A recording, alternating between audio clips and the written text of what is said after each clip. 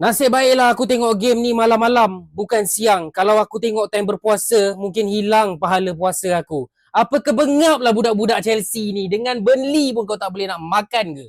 Ha? Burnley nombor berapa ni aku tengok dalam table ni? Nombor 19. Nombor 19 pun kau tak boleh nak skor banyak ke? Okey, jom kita sembang sikit pasal game Chelsea lawan Burnley. Yang mana banyak benda aku tak puas hati dengan Chelsea dalam game ni. Sebelum tu, korang yang minat konten-konten bola sepak, tekan butang follow dekat sini. Sukalah tu Chelsea lose point.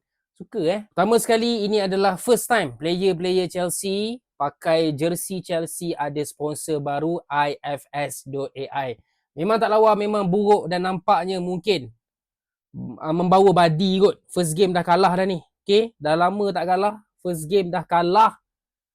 So ifs.ai ni janganlah buat sponsor kekal untuk Chelsea. Aku rasa ada badi ni, ada malang ni. Tak sampai 4 minit Chelsea dah pun skor gol pertama. Joao Pedro on fire sekarang. Okay, hampir setiap minggu kot dia gol. Kalau Chelsea gol tu Joao Pedro lah, tak ada orang lain.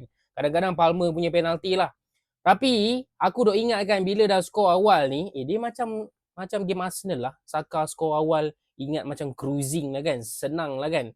Tapi berapa banyak chances korang lepaskan dekat first half tu.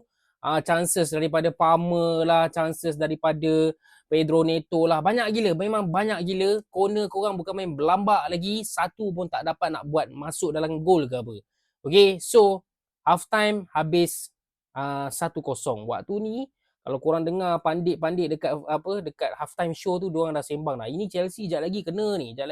Memang kena mat. Second half pun nampak Chelsea ni masih lagi control game, masih lagi banyak peluang. Aku tak tahulah berapa banyak peluang kau nak dapat sampai kau score.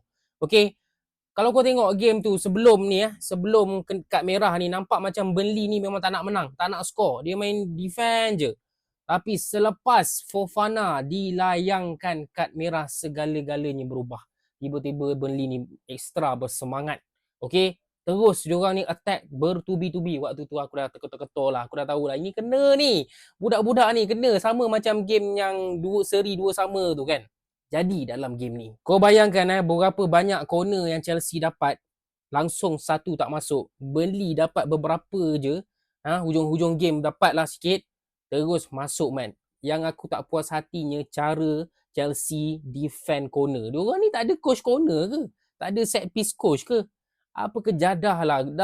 Ni dah satu sama ni, lepas tu dapat satu lagi peluang daripada Burnley. Itu pun bola hampir masuk tau. Kita hampir kalah tau game ni. Dengan Burnley weh. Burnley nombor 19. Memalukan. Pui.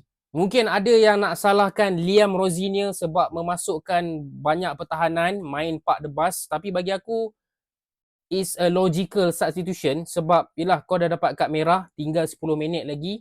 Apa lagi kau boleh buat kan? 80 minit pertama main 11 orang pun kau tak boleh nak score. 10 minit last tu kau park je lah the bus tu. Tapi masalahnya berapa banyak defender dalam kotak, tak ada seko pun boleh guard yang score tu.